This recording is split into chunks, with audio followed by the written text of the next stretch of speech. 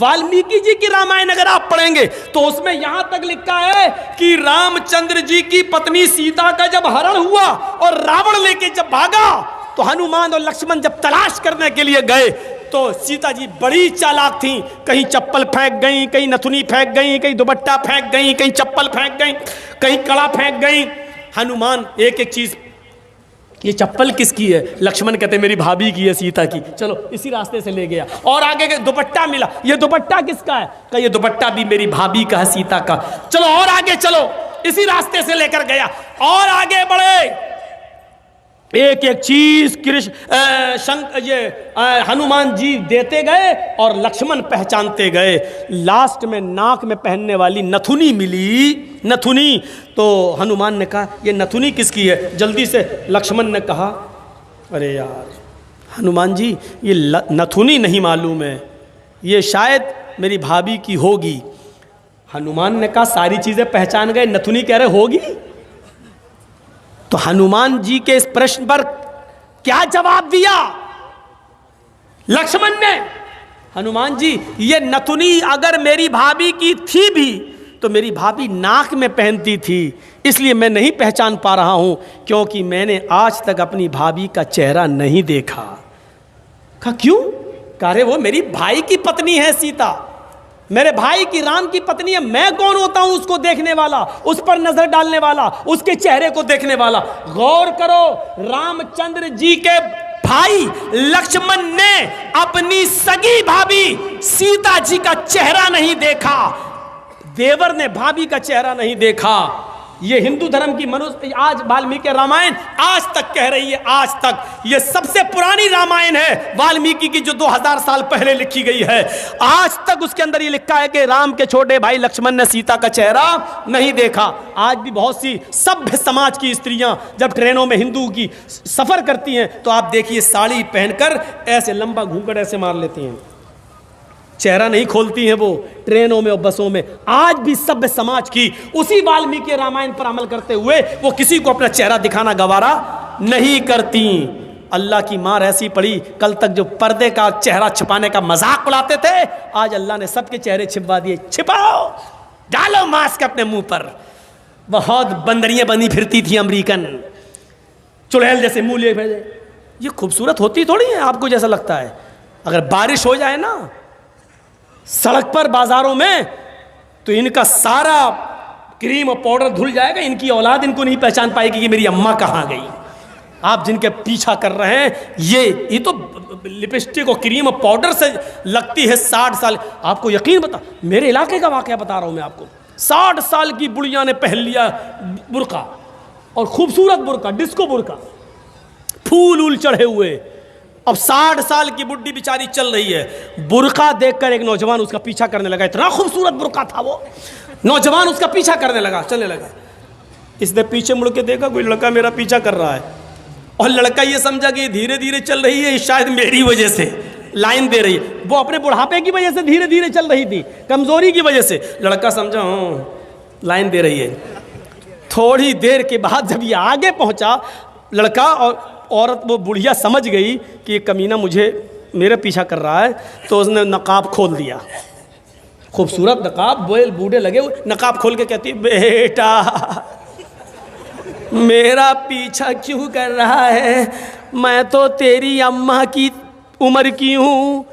कम बखत 2 घंटे की मेरी मेहनत बेकार कर दी बुढ़ी ने। हमें क्या मालूम खोदा पहाड़ निकली चुईया। तो लड़के को भी गुस्सा आया, कहने लगा अरे अम्मा हम अपने लिए नहीं अपने अब्बा के लिए ढूंढ रहे थे। सोचा कुछ तो कह दूं इस बुढ़िया को, हैं? इस उम्र में तू इतना खूबसूरत बुर्का पहन के जा रही है, फूल सजे हुए। लड़का सोचने लगा जब बुर्का इतना खूबसूरत है तो बुर्के वाली कितनी खूबसूरत होगी, लगा उसका पीछा करते हैं। लक्ष्मण ने अपनी भाभी का चेहरा नहीं देखा। हर पढ़िए हदीस, अय अल्लाह के रसूल अराइतल हमवा या रसूल अल्लाह, अय अल्लाह के नबी देवर के बारे में आपका क्या ख्याल है? क्या मैं देवर से पर्दा करूं? एक ही घर में होते हैं, देवर और जेठ का आना जाना रहता है, हमारे अपने रिश्तेदारों का आना जाना रहता है। आए अल्लाह के नबी, क्या मैं देवर से भी पर्दा करूं? अल्लाह के नबी का जवाब ये था, हाँ दूसरों से पर्दे में कुछ कमी हो जाए तो चलेगा, दूसरों से पर्दे में कोई कमी हो जाए तो चलेगी, लेकिन देवर से पर्दे में कमी नहीं होनी चाहिए।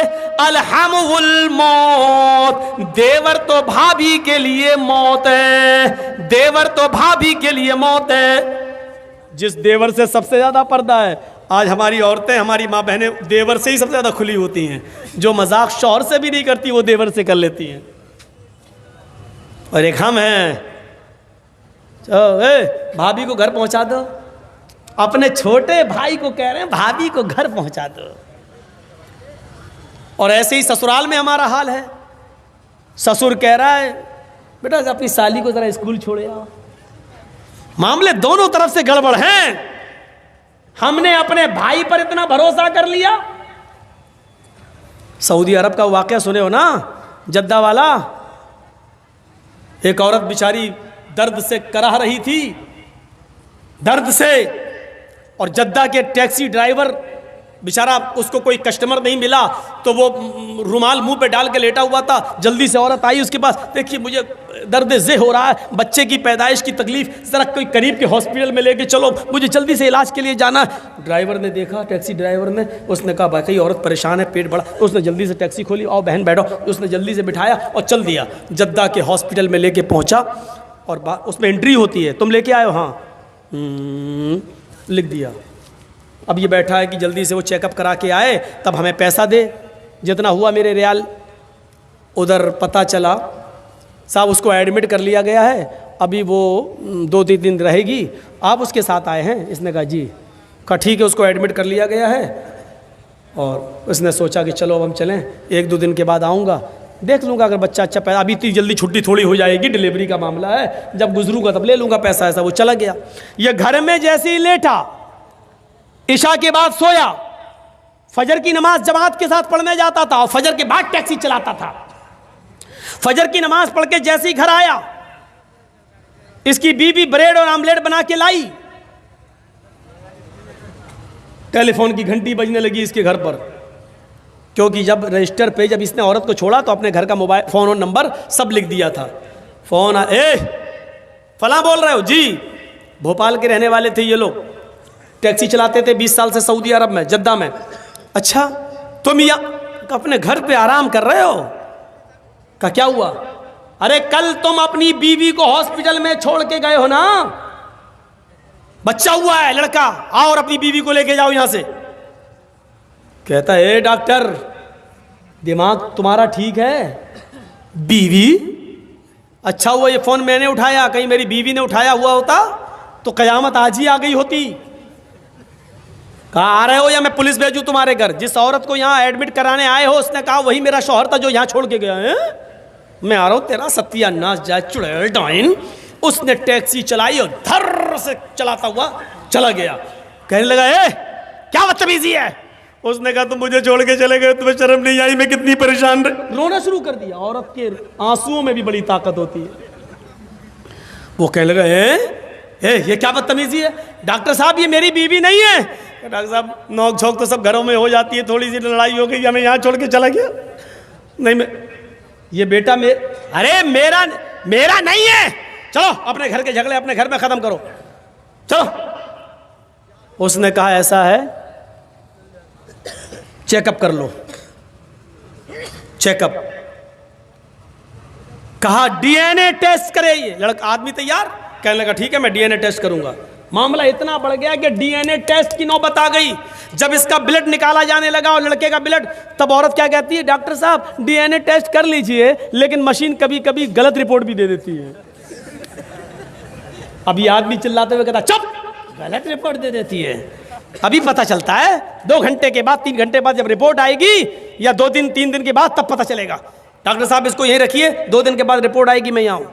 2 दिन के बाद गया, डॉक्टर साहब क्या आया? डॉक्टर साहब ने कहा बिल्कुल गलत, ये तुम्हारा बेटा है ही नहीं, जाओ। वो औरत पैर पे गिर गई। डॉक्टर साहब मैंने कहा था ना कि मशीन की रिपोर्ट कभी कभी गलत आ सकती है। आई, अल्लाह की कसम यही मेरा पति है, यही मेरा हस्बैंड है, यही मेरा आदमी है। डॉक्टर कहता है औरत नकले मत दिखा, चट।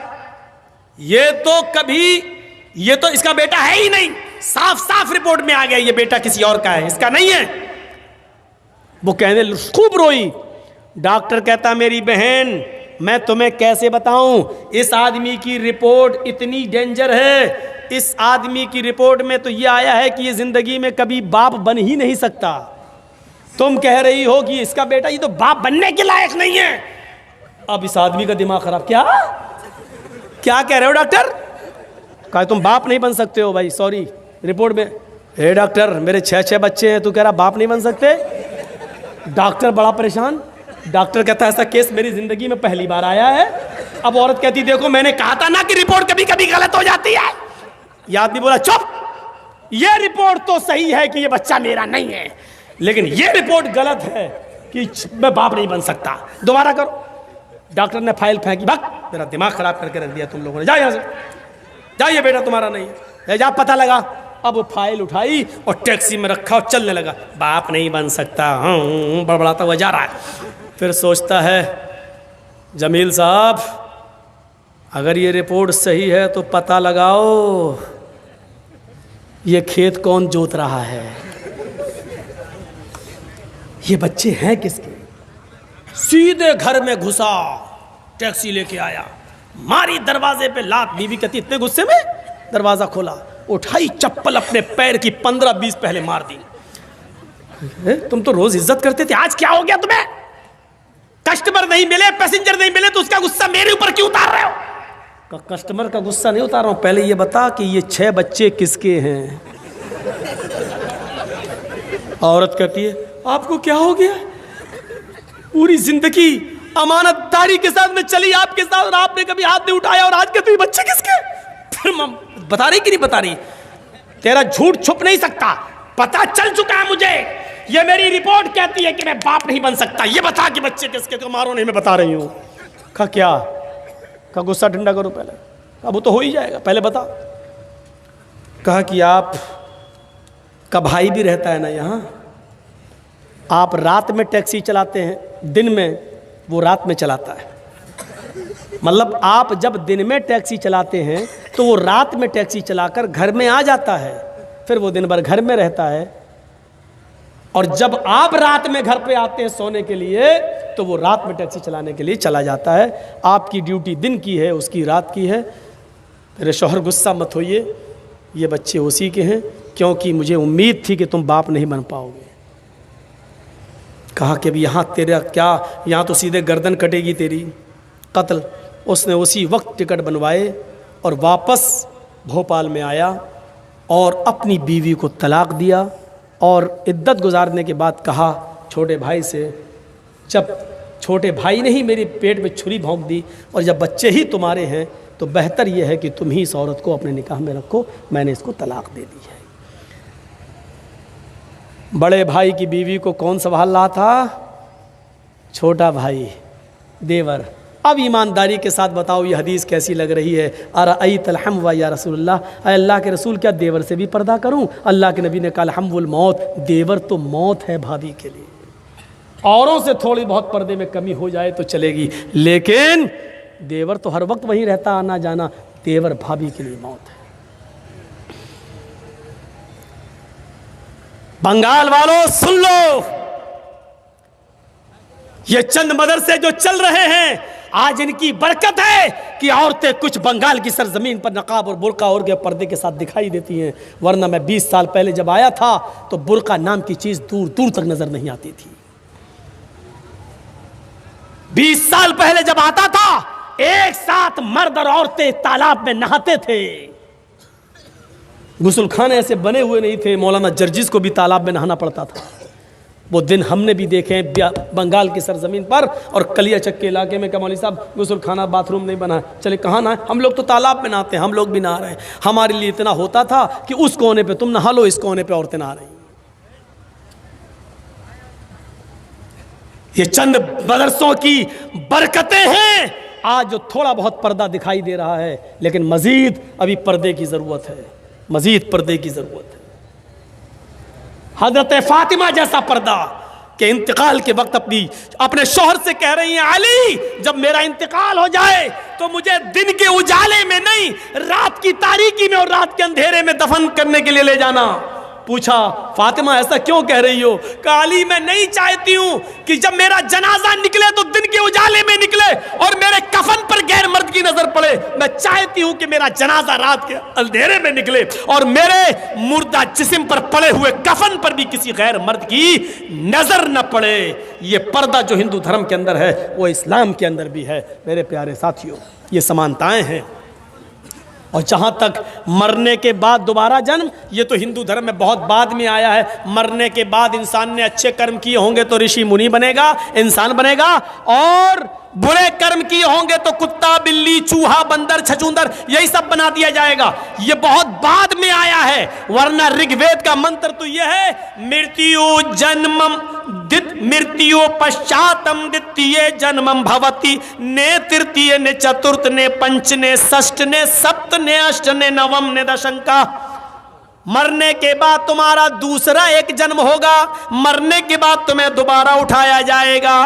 तुम्हारा तीसरा जन्म नहीं होगा, चौथा नहीं होगा, पांचवा नहीं, छठा नहीं, सातवां नहीं, आठवां नहीं, नवा नहीं, दसवां नहीं, यानी मरने के बाद तुम्हारा एक दूसरा ही जन्म होगा। मनुष्य बनकर तुम उठाए जाओगे, इंसान ही बनकर तुम उठोगे। मरने के बाद कुत्ता, बिल्ली, चूहा, बंदर नहीं बनना है। कहीं देखा है आपने? अकल क्या कहती है? गेहूं का दाना जमीन में डालो तो क्या पैदा होगा? कभी देखा गेहूं से चावल पैदा हुआ हो? गेहूं डालोगे गेहूं पैदा होगा। आम की गुठली जमीन में डालोगे तो आम ही लगेगा। तरबूज डालोगे, हैं, वाटर लेमन, तो आप क्या समझते हैं क्या पैदा होगा? तरबूज का बीज डालोगे तो तरबूज ही पैदा होगा। लेमू का बीज डालोगे तो लेमू पैदा होगा। ये अकल भी कहती है कि मरने के बाद इंसान को जब तुम जमीन में दफन करोगे तो उससे इंसान ही निकलेगा, न कि कुत्ता, बिल्ली, चूहा, बंदर। इसको अकल भी तस्लीम नहीं करती है। मेरे प्यारे साथियों, चाहो जलाओ चाहो दफनाओ, मरने के बाद एक दूसरा ही जन्म इंसान होगा। इसी को कुरान ने भी कहा है, अयहसबुल इंसानु अन युतरका सुदा अलम यकुन नुतफतम मिन मनी युमना थुम्मा काना अलकतन फखलक फसव्वा फजअल मिनहु ज़ौजैन अज़्ज़करा वल उन्सा अलैसा ज़ालिका बिक़ादिरिन अला अन युहियल मौता। ऐ इंसान, क्या तू ये समझता है कि तुझे बगैर हिसाब व किताब के यूं ही छोड़ दिया जाएगा? नहीं नहीं। अलम यको, क्या तू शुरू में अलम यको मिन नुतफतिम मिन मनी युमना, क्या तू शुरू में हकीर और जलील पानी की एक बूंद न था? क्या तू हकीर पानी का एक कतरा न था जो रहम मादर तक, औरत के रहम तक पहुंचाया गया? अल्लाह रब्बुल आलमीन ने उसी पानी के कतरे को बना सवा कर दुरुस्त किया, उसी से गोश्त का लोथड़ा बनाया, जमा हुआ खून बनाया, गोश्त का लोथड़ा बनाया, फिर उससे हड्डी बनाई, फिर हड्डियों में गोश्त पहनाया और फिर उससे एक जीता जागता इंसान बना दिया। उसी पानी के कतरे से मजबूत खोपड़ी बनाई, उसी पानी के कतरे से इतना नर्म भेजा बनाया कि 2 उंगलियों के बीच में रख दो, मसल दो। उसी पानी के कतरे से अल्लाह ने इतना नर्म नाजुक हार्ड दिल बनाया कि अगर उसकी धड़कनें बंद हो जाएं तो दुनिया का कोई डॉक्टर उसकी धड़कनें जारी नहीं कर सकता है। और उसी पानी के कतरे से अल्लाह ने तुम्हारे दिमाग में हजारों तारों का कनेक्शन डालकर तुम्हें 2 चमकते हुए ट्यूबलाइट दिए, आंखें दी, जिससे तुम 9 करोड़ 30 लाख मील की ऊंचाई पर सूरज को देख लेते हो। जिस आंख की बीनाई से, रोशनी से तुम 2,40,000 मील की ऊंचाई पर चांद को देख लेते हो। करोड़ों अरबों खरबों मील की ऊंचाई पर तुम सितारों को देख लेते हो, आसमान को देख लेते हो। अल्लाह ने उसी पानी के कतरे से ये सब कुछ बनाया। ओ मेरे बंदो, जब मैं ये सब कुछ तुम्हारी माँ के पेट में बना सकता हूँ और तुम्हें बनाकर बाहर ला सकता हूँ, फजअल मिनहु ज़ौजैन अज़्ज़करा वल उन्सा, लड़का और लड़की भी बना सकता हूँ, मर्द औरत भी बना सकता हूँ, नर और मादा भी बना सकता हूँ, तो फिर तुम ही बताओ क्या तुम्हारे मरने के बाद, क्या वो अल्लाह इस बात पर कादिर नहीं है कि तुम्हें मरने के बाद दोबारा जीवित कर दे? क्या वो अल्लाह इस बात पर कादिर नहीं है कि इंसानों तुम्हें मरने के बाद वो दोबारा उठाए, अरे तुम्हारी हड्डियों को वो दोबारा जमा कर दे? क्या वो इस बात पर कादिर नहीं है? अयहसबुल इंसानु अल्लन नजमा इज़ामा बला कादिरीना अला अन नुसव्विया बनाना। इंसान ये समझता है कि हम उसकी हड्डियों को जमा नहीं कर पाएंगे, हम उसकी हड्डियों को एकत्रित नहीं कर पाएंगे, जमा नहीं कर सकेंगे।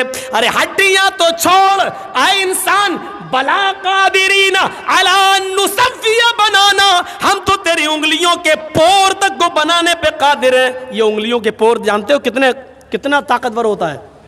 आपने रखा मशीन पर, फौरन बता दिया आपका नाम क्या है, फिंगरप्रिंट। आज आधार कार्ड बनता है ना तो फिंगरप्रिंट लिए जाते हैं, पासपोर्ट बनता है फिंगरप्रिंट। आप मौलाना जीस के नाम से पासपोर्ट है आपका, आप जमील अहमद, अशफाक अहमद, मोहम्मद अजहरुद्दीन, इस नाम से आप नहीं भाग सकते हो। अगर आपने फर्जी पासपोर्ट बना लिया तो दुबई में पकड़े जाओगे, सऊदीया में पकड़े जाओगे, अमेरिका में पकड़े जाओगे। जैसे ही वहाँ फिंगरप्रिंट लिया गया, उंगली रखी फौरन, अरे इरशाद अहमद के नाम से, अच्छा जमील अहमद के नाम, नहीं ये तो मोहम्मद जर्जीस के नाम से, फौरन इंडिया गवर्नमेंट के हवाले कर दिया जाएगा। नहीं भाग सकते। जब तुम एक उंगली के निशान से इंडिया छोड़कर दुनिया के दूसरे मुल्क में नहीं जा सकते हो, तो क्या अल्लाह रब्बुल आलमीन तुम्हें छोड़ देगा? भाग सकते हो। उसकी दी हुई अकल से फिंगरप्रिंट मशीन बना सकती है साइंटिस्ट लोग, तो क्या अल्लाह के पास ऐसा कोई आला नहीं है? उंगलियों के पोर, कह रहा हड्डियां तो छोड़ो, उंगलियों के पोर तक बनाने पर हम कादिर हैं। बल युरीदुल इंसानु लियफजुरा मामा, इंसान तो ये चाहता है कि वो आगे भी बुराइयां करता रहे, गंदे काम, बुरे काम, गुनाहों के काम करता रहे। यसअलु अय्याना यौमुल क़यामा, वो पूछता फिरता कयामत कब आएगी। मजाक में कहता है, ए मौलाना साहब कयामत कब आएगी? शराबी जुआरी लोग, मौलाना कयामत में बोल रहे हैं, कयामत कब आएगी? मजाक में। यसअलु अय्याना यौमुल क़यामा, वो सवाल करता मजाक में कि कयामत कब आएगी। फ़इज़ा बरिक़ल बसरु व ख़ज़फ़ल क़मरु व जुमिय शम्सु वल क़मर, जब आंखें चुंधिया जाएंगी, व ख़सफ़ल क़मर, चांद बेनूर हो जाएगा, व जुमिय शम्सु वल क़मर, और चांद सूरज दोनों मिला दिए जाएंगे, जमा कर दिए जाएंगे। उस दिन इंसान इस हालत को देखेगा तो कहेगा, यक़ूलुल इंसानु यौमइज़िन अयनल मफ़र, आज हम कहाँ भागे, आज भागने की जगह कहाँ है, आज मैं कहाँ छिपूँ, आज मैं अपना चेहरा कहाँ छिपाऊँ। कल्ला ला वज़र, नहीं, भागने की कोई जगह नहीं है। आज तू भागना भी चाहेगा तो भाग नहीं पाएगा। मेरे भाइयों, अल्लाह ने बता दिया, हिंदू धर्म के अंदर भी मरने के बाद तुम्हें एक दूसरा जन्म होगा। इस्लाम भी यही कहता है कि मरने के बाद एक दूसरा जन्म, एक तुम्हें कब्रों से ऐसे उठाया जाएगा इंसान की शक्ल में। भागने का कोई रास्ता नहीं है। कुत्ता, बिल्ली, चूहा, बंदर, ये तो अजीब सिस्टम समझ में नहीं आता है। और हिंदू धर्म में तो यहाँ तक लिखा है, ये जुर्म करोगे तो ये बनोगे, ये जुर्म करोगे तो ये बनोगे, ये करोगे तो ये बनोगे। 2-3 जुर्म हमें याद हैं। चोरी करोगे तो बिल्ली बनोगे, रिश्वत खाओगे तो कुत्ता बनाया जाएगा, किसी लड़की पर गलत नजर डालोगे, शहावत की गलत, तो तुम्हें अगला जन्म लड़की का होगा। हैं? जुआ खेलोगे तो भैंस का जन्म, चोरी करोगे तो बिल्ली का जन्म, रिश्वत खाओगे तो कुत्ते का जन्म। किसी लड़की को अगर गलत नजर से देखोगे तो अगला जन्म लड़की का। अकल में आती है ये बात? मनुस्मृति में लिखा है, अकल में आती है। अब इसका मतलब क्या, निकालो जरा। जुआ खेलोगे तो भैंस का जन्म होगा, इसका मतलब क्या हुआ? दुनिया में जितनी भैंसें तुम्हें दिखाई दे रही हैं, ये सब पहले मर्द थे। इन्होंने जुआ खेला होगा तब इनको भैंस का जन्म हुआ है। अब इसका मतलब ये हुआ कि अगर दुनिया में कोई आदमी जुआ ही ना खेले तो इसका मतलब ये हुआ कि भैंसें पैदा ही नहीं होंगी। और जब भैंसें पैदा नहीं होंगी तो दूध कहाँ से आएगा, घी कहाँ से आएगा, मक्खन कहाँ से आएगा, दही कहाँ से आएगा, कौन देगा? अब इसका एक और मतलब निकालो। कोई पंडित जी हमारे सामने हो तो बात करने में मज़ा भी आए। किसी दिन योगी जी बुला लें, हमें बड़ा मज़ा आ जाएगा डिबेट में। मैं उनसे पूछूंगा कि अगर भैंसें ही ना पैदा हो तो फिर क्या होगा, दूध, घी, मक्खन, दही कहाँ से मिलेगा? देखे क्या जवाब देते, कौन देगा ये? इसका मतलब ये है कि ये सारी नेमतें अगर खाना है तो जुआ खेलो, यही तो मतलब हुआ। चोरी करोगे तो बिल्ली का जन्म होगा। लो साहब, दुनिया में जितनी बिल्लियां हैं ये सब चोर थी, पहले चोरी की थी इसलिए इनको बिल्ली का जन्म हुआ। अच्छा ये बताओ, बिल्ली का जन्म होने के बाद भी क्या फ़ायदा हुआ? जब इंसान थे तो हमारा माल चुराते थे, जब बिल्ली बना दिया तो किसी की मुर्गी चुरा रहे हैं, किसी का दूध चुरा रहे हैं, खा जाते मुर्गी कबूतर सब खा जा रही है वो चुरा चुरा के। तो चोरी तो अब भी उसकी बंद नहीं हुई है। हैं? किसी लड़की को देखोगे तो तुम्हारा अगला जन्म लड़की का होगा। दुनिया में जितनी भी औरतें देख रहे हो ना पंडाल में जो आई हैं जलसा सुनने, ये सब पहले मर्द थीं। इन्होंने किसी लड़की पर गलत नजर डाली होगी तब इनको लड़की का जन्म हुआ है। बिलफर्ज महल मान लो थोड़ी देर के लिए, अगर दुनिया में कोई भी आदमी किसी लड़की पर गलत नजर न डाले और सिर्फ अपनी माँ बहन बेटी की नजर से देखे, तो इसका मतलब ये हुआ कि दुनिया में कोई भी आदमी अगर माँ बहन बेटी गलत नजर न डाले तो लड़की पैदा ही नहीं होगी, लड़की का जन्म ही नहीं होगा। और जब लड़की का जन्म नहीं होगा तो इसका मतलब क्या, वो बच्चे कौन पैदा करेगा? ये नस्ल इंसानी कहाँ से चलेगी? 18 साल पहले मैंने कुछ और कहा था, आज नाम नहीं लूँगा। ये बहुत ख़तरनाक दौर है। यहाँ जो बोलता है वो अंदर जा रहा है। यहाँ डेमोक्रेसी है, यहाँ सेकुलरिज्म ख़त्म हो चुका है, यहाँ कुछ नहीं है, कुछ भी नहीं। अच्छा बोले, अभी तो बाद में साबित होगा कि तुम सही बोले कि गलत, पहले अंदर जाओ, घुसो पहले अंदर। मेरे भाइयों, अफसोस होता है मुझे इस बात पर, चोरी करोगे तो कुत्ते का जन्म होगा। लो साहब, दुनिया में जितने भी कुत्ते होते हैं देख रहे हो ना, ये सब पहले इंसान थे, इन्होंने चोरी की होगी तब इन्होंने रिश्वत खाई होगी तो कुत्ते का जन्म। अच्छा, कुत्ते भी दो किस्म के होते हैं, एक तो यहाँ घूमते हैं जो, और एक होते हैं जिनको खूबसूरत लड़कियाँ जिनको चूमती हैं टम्पी पंपी, और एक होते हैं जो बड़े बड़े नेता लोग जिनको मारुति गाड़ियों में लेके एसी एयर कंडीशन में चलते हैं। तो इसका मतलब यह कि रिश्वत का की कैटेगरी अलग होगी। जिन्होंने 100, 200, 500, 1000 रुपए खाए होंगे रिश्वत, इनको ये वाला कुत्ता बना दिया जाता है। थोड़ी सी और बड़ी रिश्वत होगी 1,00,000, 2,00,000 की, उनको वो लड़कियां जिनको खाना ना खिलाती हैं अपने घर में, चंपी टम्पी पंपी। और जो मारुतियों में घूम रहे हैं ये जो कुत्ते हैं, ये बड़े स्टैंडर्ड कुत्ते हैं।